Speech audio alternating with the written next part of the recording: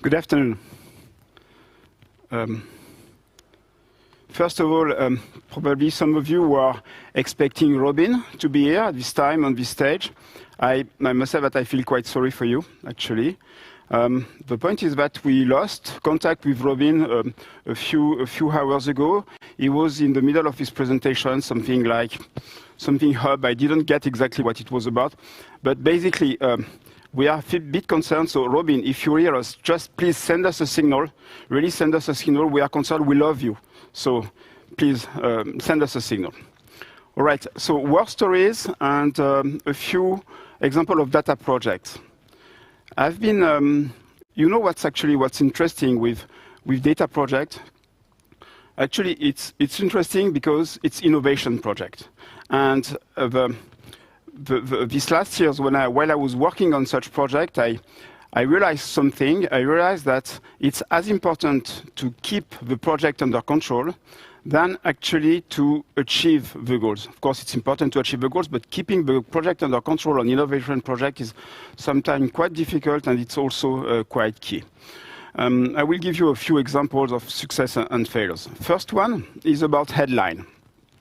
4 years ago, actually it was exactly 4 years ago, yesterday, we presented this project to the management board. What was it about? You know how important it is for a newsroom, for a journalist, to write the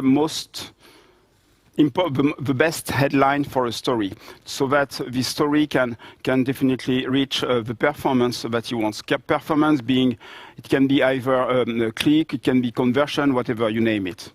And our idea was to propose him automatically a few headlines, a few alternative headlines, eventually to give him a proposal that he wouldn't have thought about that.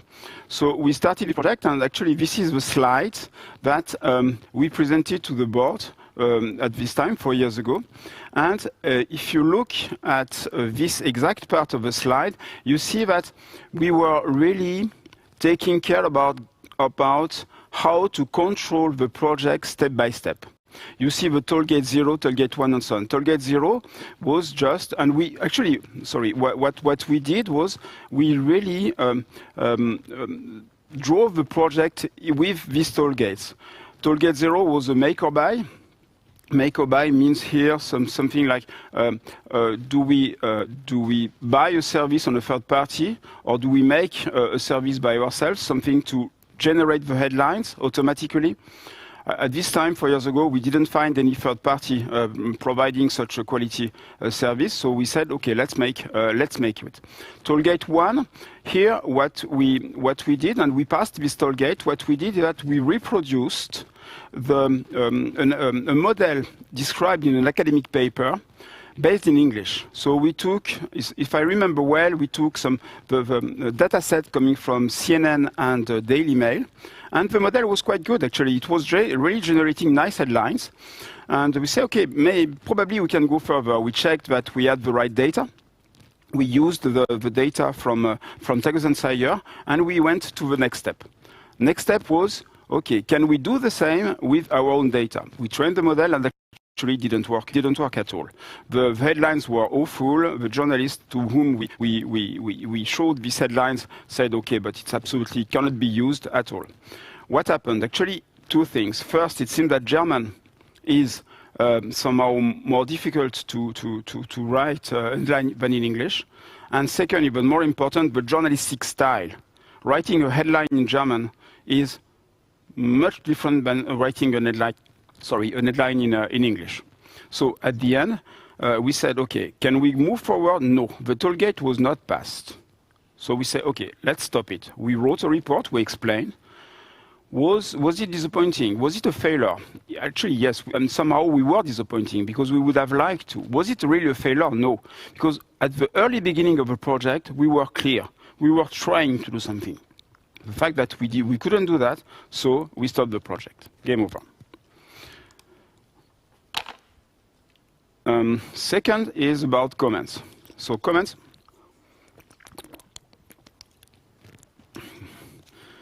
You know that 20 Minuten receives millions of comments every year. really millions of comments.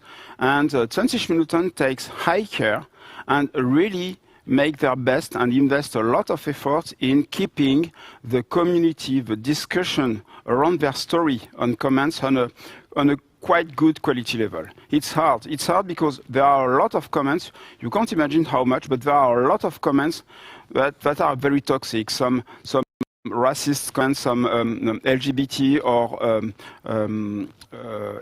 or refugees bashing comments.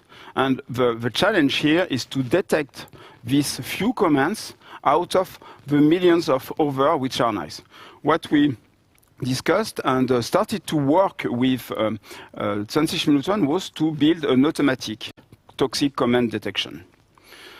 The idea was the following. A user is writing a comment, and then the comment is sent to this model. And the model decides if it's toxic, then it blocks it, or it's non-toxic, and then it publishes, or maybe the model doesn't really know, so the model is sent to a moderation team, human moderation team, to take the final decision.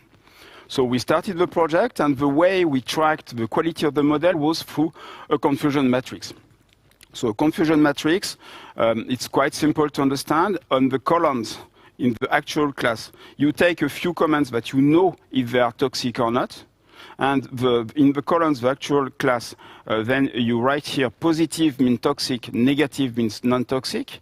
And in the rows, you have what the model thinks about this comment. Does the model think that it's toxic? Then it's in the first row in red. If the model thinks that it's non-toxic, then it's on the second row, it's in green. So we started to work with that. Obviously, the most important we wanted to detect the toxic comments. So the most important one is the box in the bottom left, where the comments is toxic, it's positive, but the model doesn't detect it. So it doesn't block it, and the comment is published. This is definitely where we have to focus a lot. And we started to work on this. The first model was not that good. Then we improved it. At a certain step, we said, OK, it seems to be OK, let's go live with that. Very, very quickly, we got some feedback from the newsroom telling us that there were comments, toxic comments, which were published, and that we cannot afford that. Definitely not. So, and we started to work in an emergency mode. We really started to work into a mode where it was not so good. Finally, we made it. Finally, we found a model which was quite good. But actually, if you look at what happens on the upper left box, meaning the negative, so the non-toxic comment, that the model thought that they were toxic. So we block them. So if I go back, the more we improve the model, the more we were blocking some comments, some nice comments. And suddenly, really from one day to another day, the business, the newsrooms came back to us and said, OK, guys, come on. You have been working on that 6 months. Finally, yes, you made the job, but look, now the community is very upset because they write comments, and these comments are not published, they are blocked. We cannot go on like that anymore. We have to stop the project. And the project was then stopped, definitely. The newsrooms took another decision. I think Serge to give a word, or will give a word on this today. I invite you to have a look into that. It might be very, very interesting. But on our side, this was definitely a failure. What did we do wrong? First, we didn't have the right goal definition. I didn't take the time to work with the business and really go in deep. What exactly do you want to achieve here? Is it only about toxic comment? No, it was not only about toxic comment. It was also making sure that the right comments are published. And the second, third, and fourth errors that we made, we were very, very far from the newsrooms. We didn't give any transparency about the KPI. We didn't give any ID, any information, how the model was taking decision. No explainability. We were very far. So everything was here to make the project a huge, huge failure. And we made it, actually. All right. Next. Just 1 minute. Sorry.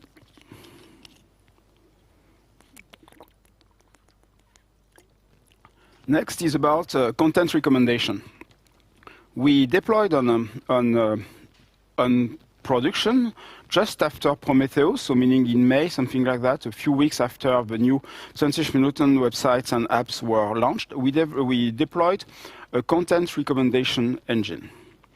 If you read a story on 20 Minuten, if you scroll down, you will get to a part which is called Artikel zum Thema. This list of story actually is personalized. This list of story depends on you. Of course, it depends on the section, the editorial section where you were while reading the story, meaning Schweiz or Ausland or Sport or whatever. But it also depends also on the stories that you read before. We personalize that. And we made some A/B testing, how to understand, to measure how the model performs here, and actually it performs quite well. Meaning if you compare users to whom you show a personalized list of stories and users to whom you show just a popular list of stories, not personalized, a popular, so meaning the stories which were the most popular in the last minutes or hours, you get an uplift on the click-through rate about 60%, meaning that you have 60% more chance that the user with the personalized list is clicking. It's quite good. And actually, the business was happy with that. We got a feedback, they were satisfied, so the business was happy. So what, was I happy? I mean, was I happy the way the project was driven? Actually, no. Because obviously, the original project order was try to make something great here. That was it. I didn't take the time, and I'm definitely not proud of that. I'm not very happy about that. But I didn't take the time to work with the business to tell us, to ask us, but exactly what do you want to achieve? Which KPI do you want to achieve? Yes, click-through rate. But how much uplift do you want to achieve? In which time frame? How do we measure that? All these questions were not answered. So at the end, I was really, really relieved that we achieved the goals. We were really relieved. But in case we wouldn't have achieved the goal, we would have been exactly in the same situation as the previous one, trying without any checkpoints, without any toll gates to check that. Right. Last project is about CPC. So this is a project for Goldbar. Goldbar sells campaigns, obviously, and one of the models they use is CPC, which stands for cost per click. This is this kind of campaign where we charge the customer only when the customer is clicking on the ad. On the contrary of the CPM, the cost per mille, where we charge the customer when we display the ad, here we get some cash only when the user is clicking on that. And a few months ago, these campaigns were not targeted at all. It was almost displayed randomly, one campaign or another campaign, to any user. We worked with Florent, we started to talk with Florent, and with him, we said, maybe we can make something better here. Maybe we can target these campaigns. Maybe we can show these campaigns only to the users who we think might be interested by this campaign and might click on that. How did we do that? What we did is we analyzed the ad server log. By taking the ad server log, we can see the profiles of the user who clicked on the campaign. By analyzing a lot of signals on our users, whatever the platforms, from 20 Minuten to Ricardo, on the group level, by analyzing all these signals, we are able to build some kind of quite comprehensive and holistic profile of our users. Everything that where we see that what the users are doing. And by taking this profile, we say, can we find some similar profile, some profiles which are similar to the ones who click on the campaign? By similarity. And we say, okay, let's build the segments, but let's build an audience with these similar profiles who didn't click on the campaign yet, and let's target the campaign. We did that, we even operationalized that, and actually it works. On the blue here, you see campaigns which are not targeted, and red, these are campaigns which are targeted, and we got an uplift on the click-through rate, an uplift about 40% here. Here again, business was satisfied. This is the way we planned the project at the early beginning. This is one of the slides we set up when we were presenting and building the project. Here again, please just have a look on the timeline. You see every pink box, it's actually a toll gate. So here again, we checked, we had some checkpoint. Do we reach the toll gate? Yes, no. On the contrary of the very first project, here actually, the good point is that we reached every deadline. We passed every toll gates, and even if we were even a bit earlier. I mean, on toll gate 3, here we already reached the goal for toll gate 4. So here, perfect, happy, customer happy, project under control. Well, that's it. I hope that it was interesting for you. Just, yes, hope that you will get and keep your project under control. Thanks very much.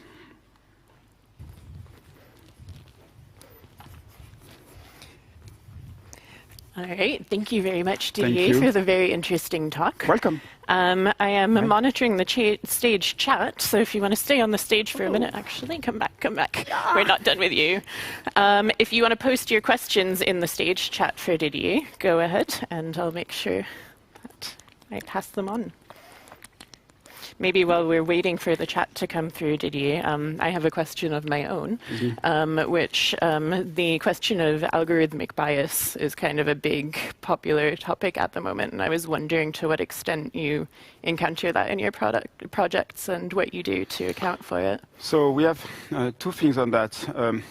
We have been working a bit with a project with Tamedia to help so Tagesanzeiger, Bernard Zeitung, Basel Zeitung, I mean the Tamedia websites, the paid media websites, to identify how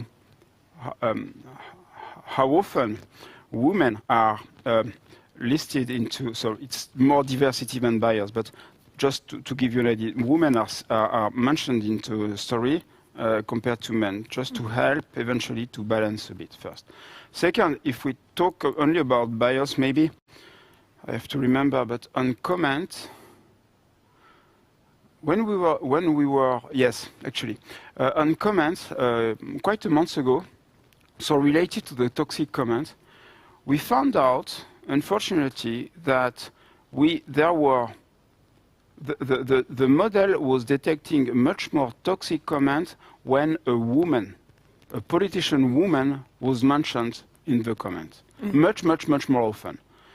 And actually we thought, okay, but then the model may be biased or not, but unfortunately it was not. It was really the community who was much more, I mean, the toxic comments it was much more often, unfortunately, Ms. Somaruga and so on, who were mentioned in the comments. So in this case, yes, we try to balance it a bit, but unfortunately it's the data which are already biased at the beginning. Absolutely. Thank you. Welcome. Then we have a couple of questions coming in. Great. So let's see.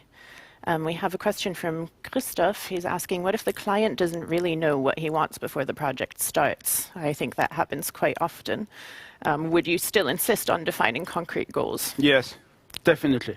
Definitely. I mean, obviously, I mean, if you don't have a scope, if you don't have clear objectives, then obviously it's difficult to reach the goal.